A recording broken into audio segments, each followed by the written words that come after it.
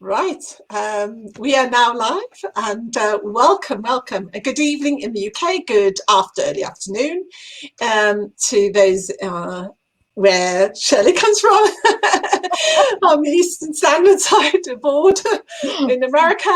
Wherever you're watching from, lovely to have you here watching. If you're live, just say hello and introduce yourself, where you're from. With StreamYard, I can't see who you are unless you register with streamyard.com/Facebook. It's a very quick process. It doesn't take long, and you only have to ever do it the once. And I think I can always recognize your name when I do any future lives using the StreamYard software. And if you're watching on the replay later on, hi, and please do also say hi and hashtag replay. And and if you've got any questions along the way, drop them in as we go along, and then maybe we'll come back to them at the end if you're on live, or we'll comment afterwards after the live on the replay. So so I'm very, very privileged. Again, I'm very, very happy to welcome Dr. Shelley Negelow. We first connected last, I remember, autumn. It was a while ago, last year anyway. Yes. And we've been back and forth with one another, talking about this and that and how we can collaborate. And collaborate is the new way of doing business. I truly believe in that, and that we can help each other. And I think we were just literally in the flow. We decided we'll do this live, almost like an impromptu event. It was a little bit pre-scheduled, but not far in advance, that we do this live, how to manifest a joyful, abundant life. And Dr. Shelley knows an awful lot about this area. She set up the Academy for Conscious Living. Is that with Tom, your husband? Yes. And she is also a healer, a master teacher, or everything to do with energy.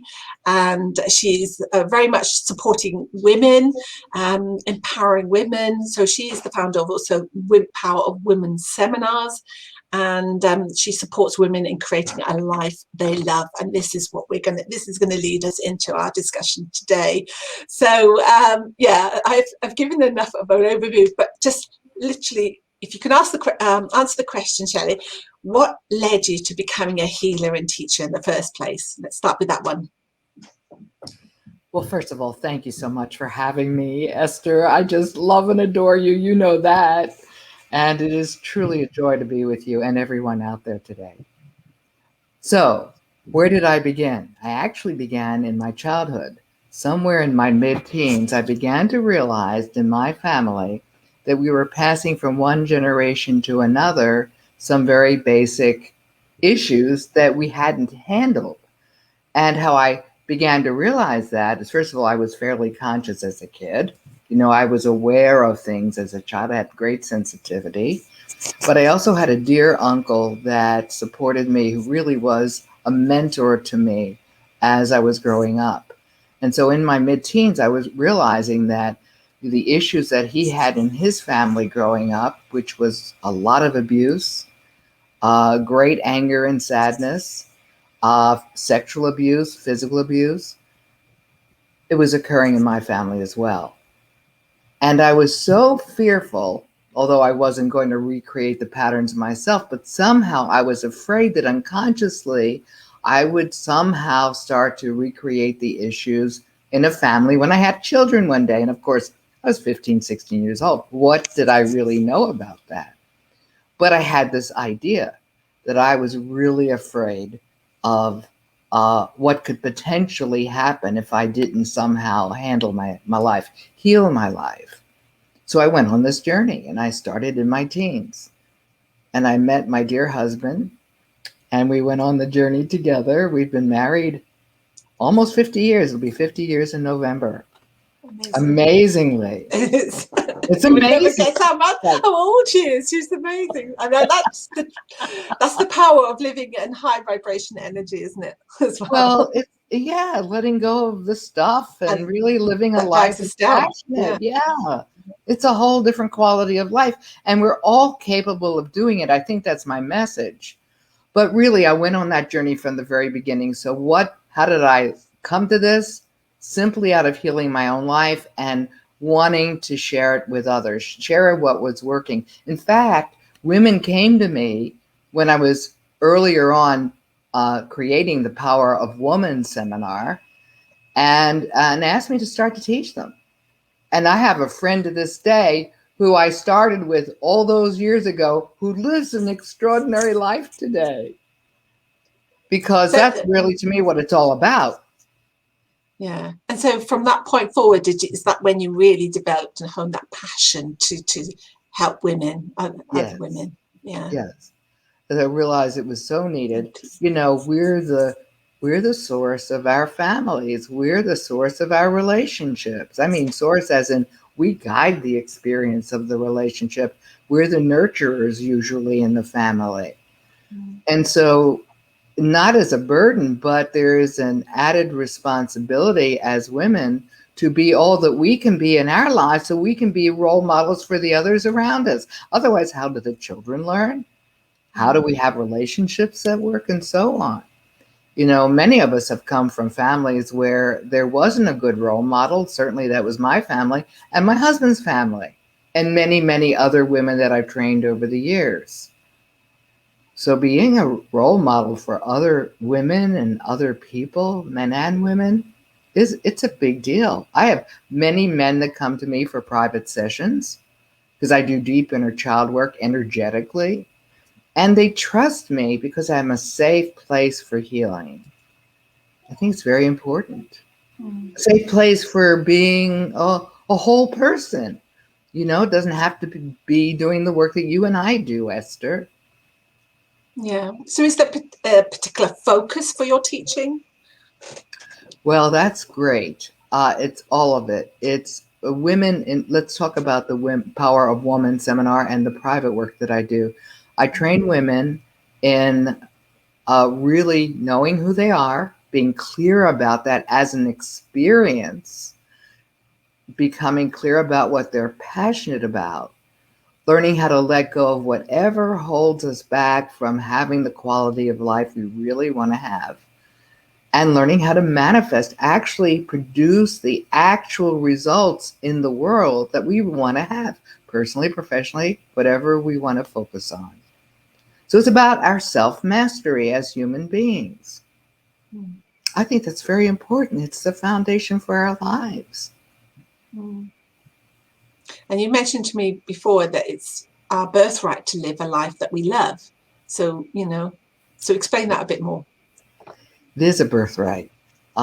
It's our natural, God-given, however we believe about life, experience of being human. It's hardwired in our cells to have an abundant, joyful life.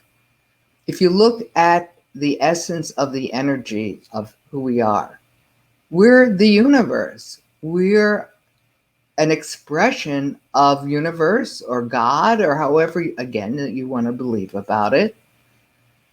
And it is already in the cells of our bodies, the experience of that universal connection, of that experience of God, however we, again, want to believe about it. And we can use that experience because energy, universal energy, is unconditional love. It's abundant. It's ongoing. We can tap into it all the time. So it truly is our birthright to live a life we love. Yeah, we know that in our own microcosm, in our own little world, isn't it? Because if I love one son, it doesn't mean that to say that I love another son less. You know, it is. You know, love is ever expanding. It's growing. It's abundant, isn't it? It's abundant, and it's something that many of us don't experience because we define our lives as our circumstances, what our circumstances dictate. And we're not our circumstances. We just have circumstances. We're so much greater. If we're the unconditional love of the universe or of the expression of God in the physical world, again, however we believe about it, how could it be less than incredible? And we have the ability to tap into that connection with ourselves and all things any given moment of our lives. But it has to be trained. We're not used to it. We have to be trained because nobody trains us in that from early on, unless we have the kind of family that is very conscious about that. And I don't know that that happens very often. That doesn't mean we don't have loving families, but it's usually not the focus of many families. Yeah. So I suppose coming to the crux of the matter is like, what are the key steps that are essential in manifesting what you want? So talking about this whole universal abundant love, and letting go of what no longer serves us. So is that part of one of the steps, or how do you do that? Talk us through that a bit more, the process. Well, there are three aspects of creating that are essential and having something occur in the world. First of all, you have to be clear about what you're committed to. No one can say to you, hey, have an abundant life, and you just sit there on the tracks, You have to do something about it. So first you start with what you're committed to, which is what I did a million years ago when I was 15, 16 years old. It was when the dinosaurs ruled the earth. I tease because I'm a bit older than Esther, and we're about the same age, I think. Anyway.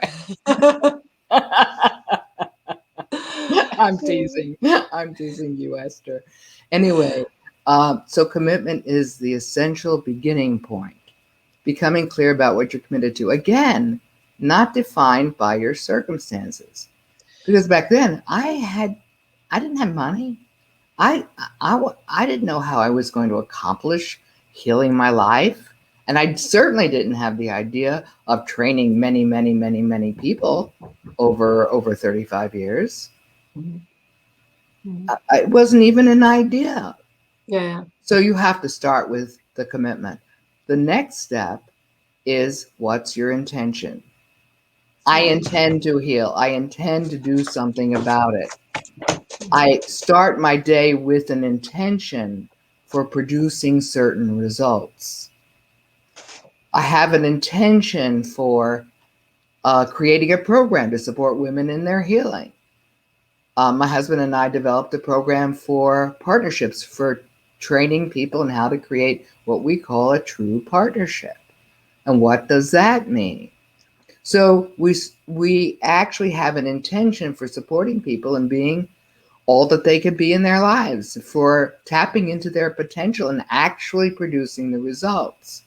So for anyone in the audience, intention can mean anything to you. I have an intention to get up and have a really good, productive day. I have the intention to connect with my loved ones and express how much I love them, and however you do that. I have an intention to meet new people so I can grow my business or whatever you're doing in your career. So your intention is a critical piece to first starting with your commitment, the next step being intention. And then the third step is you got to take action. Because without the action, you're just sitting there and thinking about it, and you may have all these glorious ideas, but then where'd they go? How come it didn't happen? The only reason it doesn't happen is because you haven't taken effective action. And the action must be harmonious with what you're committed to, not just running around, filling your day, and making yourself feel like you're accomplishing a lot and being busy, but not really being focused on purpose to create a particular outcome. So if, for example, in my case, if it means that I've got a couple of things on the go at the same time, does that affect the ability to manifest? If there's one area I want to specifically focus on, even though I have these commitments in other areas, they're not necessarily my intentional commitments. They are necessities as I see them at the moment, in order to create the shift, so that I can work on the other and then hopefully rebalance it and then boost the other one and manifest more abundance there in that aspect of my life. Clearly, understood what you're saying. because then how do you address all of those things and still be effective? Well, first of all, you can create all of those things, because when you're creating the way I teach it energetically, it all can occur at the same time. It makes no difference, because it isn't a time function. It's an energy function. Okay. So, and there's a whole lot to talk about that I'm not sure we'll have time today, because that's really a training unto itself. But here's the thing that I think is really important with this idea of being able to handle all these balls in the air, juggling them the way we do, is live your life passionately. Passionate about doing the day-to-day stuff that supports the things that you really want to do, as for you, Esther, with supporting the women in their healing and growing and so on as human beings. So passionately going to work, passionately doing the day-to-day things that we call the everyday grind, at least we call it that in the United States, so that it isn't a grind, so that you're fueled by it, that it feeds you power, because you're living from passion, and that whatever you're doing in the everyday is actually supporting you in building whatever else you're creating in your life. So it's acknowledging it and appreciating it for being that support, that Absolutely. It's a great way to put it, because many of us, when we go to work, and I remember those days when I was in another career, I loved what I was doing and supporting the people, but I hated the environment in which I was working. I didn't like the way it was set up, because it really didn't support everyone in being successful. It was only people like me that was hell-bent on creating results back then and doing whatever I had to do, and not everyone's wired that way. So it was a difficult time for me, and I had my passion for supporting people, but I didn't have my passion for getting up in the day and going to drive to work and being in that environment. I didn't have it. And if I had, it would have been a much easier experience for my life. But I didn't make it that way. I had no idea at the time that I could do something else and be way more effective. And I think we do that. I think we get stuck in our circumstances, and we don't realize that we do have a choice in the matter about how we proceed in our lives and how we proceed every day. That whatever we do really does matter. The way we show up. Yeah, totally. So it's a frame of mind, isn't it? It's the way, it's our attitude to things. There's certainly an attitude.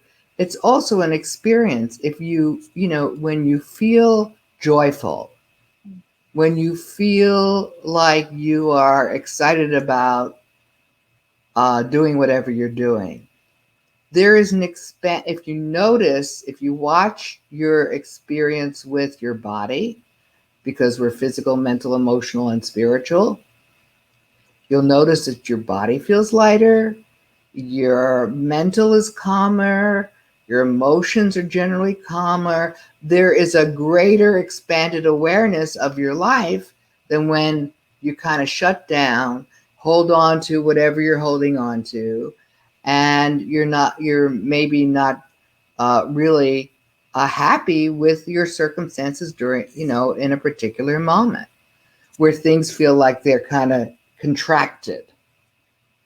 When you're alive, when you're passionate, when you're living life fully, your cells actually expand. There's a greater awareness of all of you, physical, mental, emotional, and also your connection with your spirituality. Again, however you believe about it.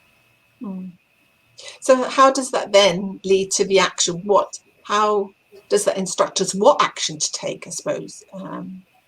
how to do that, you know. What actions to take in terms of what? In terms of your intentions or your commitments to change or to have a different experience. That's a good one, Esther. So what are the actions to take? So you haven't, let's say you have an intention in the day to have a particular meeting with someone or a particular outcome for some results you want to produce. So there's a specific intention for whatever that outcome is going to be, right? So as you take the steps in doing the action, are the actions harmonious with your intention, with your commitment to what you want to have happen? Is it harmonious or perhaps chaotic? There is a difference, and we all know the difference if we stop and actually observe ourselves. You know, do we want to create the chaos, or do we want to have harmony and peacefulness and joy in our lives? And the actions that we take, now sometimes we don't know until we start to take an action whether it's harmonious or not. Sometimes we just don't know. We have to take a chance and see what happens. And sometimes things work and sometimes they don't. But rather than beating yourself up because it didn't work, use it as an opportunity to learn something from it so you can move on and not do that again, whatever that thing is that didn't work. Or use it as an opportunity to learn so you can take appropriate steps. But the steps to take are harmonious. I live a very harmonious life. And when something doesn't feel right, I know it immediately. But I've trained myself over many, many, many years. Okay. Yeah. So that's why I knew that you and I, by the way, that's why I knew you and I were going to be great together, because I knew it right away. I could feel it. And you did too, actually. Yes, I did. Yeah. Yeah. It's an energy thing. And so I think the other thing that I sort of totally embrace is the idea that we've got to be at peace, and therefore we can't be impatient about the results, the outcomes from our actions. So we just got to allow divine timing to intercede, and you know, whatever that may be. Is it or is there a way we can, you know, expedite things? You know, wow, that is also a great one, Esther, and really important to the audience, because we talk, many people who are healers and teachers talk about allowing. Well, let's talk about this thing. And divine intervention, let's talk about that. So allowing really means being comfortable in the unknown. Being comfortable in the unknown. So if you look at your life, the things that you know, the things that you've learned, you know, it's clear. Nobody can take that away from you. You have it. As I have it as an experience and understanding, however it occurs for you. But when you're living in the unknown, you're literally stepping into a source of power that we all are capable of, where all of this new potential occurs that we weren't even perhaps aware of initially. Something brand new opens up that we can have happen, that when we allow it to be, when we allow ourselves to step into that unknown place and just let go of what we know for that moment in time, all of this new potential starts to occur that we can start to build our lives from, which is how I live my life. And it's, by the way, what I teach women and men as to how to create a life that really is extraordinary, whatever that means for us. So let's see, you said some other things in there, and let me see. I also want to address, when it comes to stepping into the unknown and allowing, is that you also have to slow yourself down in order to access this new experience or this new information in the unknown. Otherwise, if you speed it up and pushing yourself all the time, which is a tendency of most people, especially women, we're as good as our to-do list, right? Oh, yeah, We yeah. all are. We're all good as our to-do list. Oh, did I get my list today? Let's see. Did I check off everything or not? Well, you're not your to-do list. For heaven's sakes, you're so much more. Just a list that we created for whatever reasons, things that we thought we had to get done. And my list is usually pretty long. And then one day I relaxed and went, it'll get done tomorrow. This particular thing is not so important. And when I found that I slow down, and how I slow down and how I teach everyone is by breathing, slowing your breath down and starting to feel more peaceful from the inside out. That doesn't mean you can't have high energy, because I do, and the women I teach do have high energy, but they do it at a pace where they notice the new potential and can take action effectively without pushing themselves. Can you imagine a life without pushing yourself? What it would be like to feel joy and love and be able to express yourself without that push? Oh my goodness, what a quality of life that we would have. It really is remarkable. Now, the thing I want to also say about slowing down is that our natural state of our innate power is at a slower pace. It is not at a pushed pace. So all that we've been taught throughout school, throughout our working life so far, certainly as far as I'm concerned, it's like, oh yes, it's like we got to strive, we got to work hard, we got to. It doesn't mean you should create it. Yeah, multitask. Yeah, but what are we doing when we say multitask? You still have to focus on one thing at a time. We're just doing it a little faster because, we're used to using our brains at a faster pace and our energy at a faster pace. But you still are doing one thing at a time because that's all we really do at a time. It makes, we make it look like, oh, we're so fast on the computer. Oh, we can get this done and we can get that done. While I'm talking on the phone and while I'm doing this and while I'm doing that. And oh my goodness, we'll burn out. In fact, I did in my former career. I had a physical breakdown from pushing myself so hard. So I really know what that feels like. You don't want to do that. You don't want to go there. You can have the results. In fact, you'll have greater results when you slow down. Your focus will be clearer.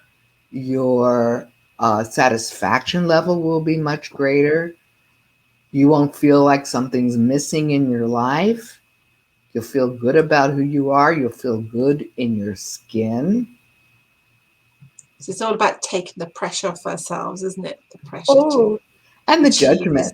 Yeah, the judgment. Oh my gosh. We're so hard on ourselves if we don't do this or that, or we didn't do it a particular way. Oh my goodness. So you mentioned already breathing. Is there other techniques that you do just to help slow us down, to align more to this vibration where we can actually get better results in our life? That's the first part. And then learning how to let go of whatever is in the way and learning how to manifest is the whole progression of things that I teach the women. I'm talking about women today because obviously that's our audience, but both men and women. But yes, the breath is the beginning point of slow. First of all, actually, the beginning point is your commitment. What are you committed to? Then we can work with the breath. And, people have said who are skeptical, well, what's this breathing thing? Well, have you had an effective life when you hold on to your breath and you don't breathe? Because most of us breathe in a very shallow manner at the top of our chest. And some of us, many of us actually, when we're up against a difficult situation, we stop breathing. It's the breath that feeds us power. Feeds our inner life. So learning to slow your breath down and calm your body down so you can be in the natural flow of your own energy, of your God-given energy, Or for some of you with your universal energy, it's going to be a whole different outcome. It'll be one where you're so much more productive, so much happier and peaceful from the inside out. Do you have any specific examples of your own or the clients that you work with? How that's happened for them, but just by slowing down? Oh my goodness, so many. Well, let me just give you an idea of women and their transformation in which they do use breath on a regular basis. Okay, there was a lady that came to me, this is over 18 years ago, and she and I we're close friends, very close friends. And at the time, she was at her wit's end. She'd gone to group counseling and therapy and psychologists, read every book she could get her hands on, and nothing was working for her. She was very sad, very upset with her life, didn't feel satisfied, did not like her job. Her relationship really wasn't working very well. And I met her at a networking meeting for women where there were quite a few women in the room, and I was the keynote speaker. And that day, I'm laughing when I'm looking back on that situation. She and I connected in the moment that I walked in the room. And we sat down and started to talk, and she was telling me about her life and how she really needed to do something for herself. And she didn't know what to do. Well, after she heard me speak, she actually walked up to me and handed me a check for the Power of Woman seminar that I was teaching about 2 months later. So she had all this time in which, oh my goodness, what am I going to do now? And well, what wound up happening is that this woman today, and she developed it in a very short time after coming to Power Woman, started to have an incredible new business. She's a graphic artist, but she had her own business, which she's been doing for years, a very highly successful business. She's now moving into another phase of her career as an artist.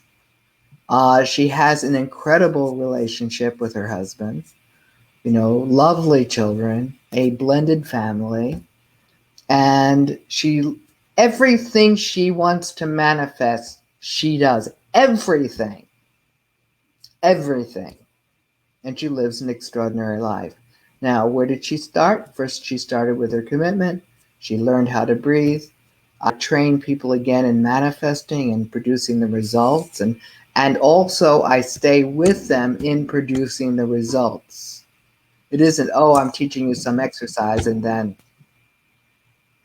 then what do I do? No. I take people in and make sure they get their lives. And that's how come the program's been successful over the years. That's wonderful. To make such an impact. Well, such a big place, such a big, big transformation. Yeah. Esther, when you've been in pain, I know you had your own in your own way. When you've been in a lot of pain, and I'm talking about myself, you've transmuted it, you cleared out whatever that old stuff was that was very difficult and very rigorous to heal. And you live a free and open life, and you live a life that's passionate and joyful and with loving relationships everywhere, including an incredible husband. What else is there to say? That's what we have. And again, it is our birthright. It's a choice. Ladies, you have a choice of having an extraordinary life and not letting your circumstances dictate who you are in your life. You're not your circumstances. I think that's been the biggest takeaway now, is like learning to slow down, but also knowing that you are in full control, and your life doesn't have to be dictated by your external circumstances as they are now. Yeah. Not at all. Yeah. And Gee, so many women who've come to me who've been abused of various kinds. Women who just didn't feel good about their lives, who didn't feel good about themselves personally, that no matter what they did, it was never enough or never good enough. Cleared all that out.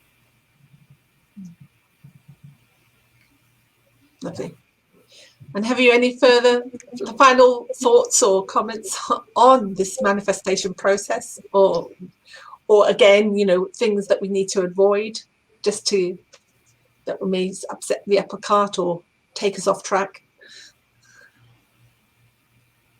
Manifesting is our natural way. We manifest, but most of us manifest unconsciously, not realizing how we got to whatever we got to when it works for us. And so there actually is a step-by-step experience that we do go through, but it's unconscious, that I actually train women in. Step by step, how to produce the results.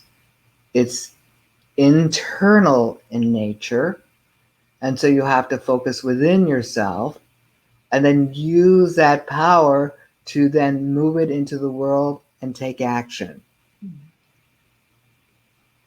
We all have that ability. There isn't one person on earth that doesn't. It doesn't make any difference what our history is, what our background is, what our issues have been, what our culture or religious experience has been.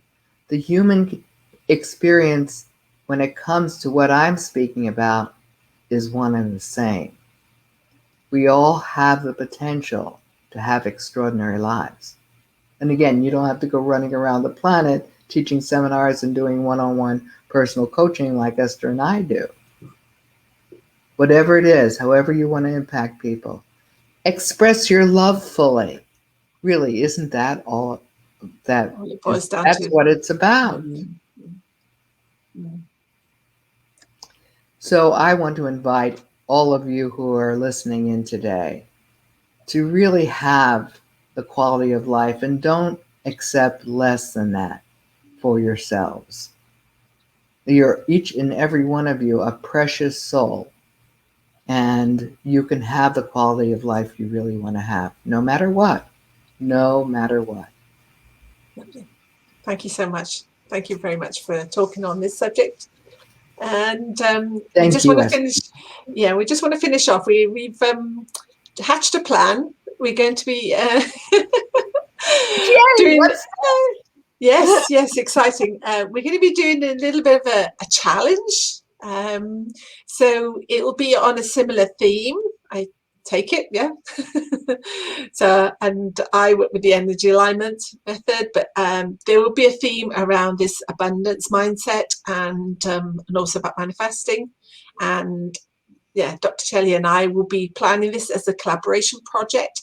And if you are interested in doing something a bit more proactive and getting involved, then please drop a comment below. Even if you're watching on replay, just put hashtag replay, interested in challenge, or just write the word challenge, and then we'll just connect further with you and we'll send you more information. We haven't fleshed it out totally yet or set any dates, but if you put down that you are interested, then we'll follow up and let you know. We'll also be posting it, advertising it in this group when we come to that point, at that juncture. So, but yeah, we're very excited. It's something that we've been discussing for a while, but we realised that the timing is sacred right now, and especially before this year's out, we want to galvanise people and get them to take the aligned action to get moving. So if you really do want to sort of switch your life around, really get out of the dumps from where you are, that you feel that you go nowhere or going backwards even, then this is for you, to jettison you forward into that more abundant living, and that richer life really that we are all entitled to live. So yeah. I don't know whether you want to add anything more, Shelley. Thank you, Esther. What a joy. And I really can't wait to work with all of you who are interested in participating with us. It is going to be a whole lot of fun. This does not have to be difficult. In fact, we make it a joyful experience so you really can make the kinds of changes in your life you really want to make and have the joyful life that we all can lead. Yes, definitely. All right. Thanks so much, everyone, for listening in. And we'll love you and leave you. And thank you very much. Thank you. Bye, Thank everybody. you, Dr. Shelley. Thank you, Shelley. It's been a real marvel. It's been such a pleasure knowing you so far, and I can't wait to collaborate further with you. Thank you. Bye. Thank you, everyone, for listening. Bye. Bye.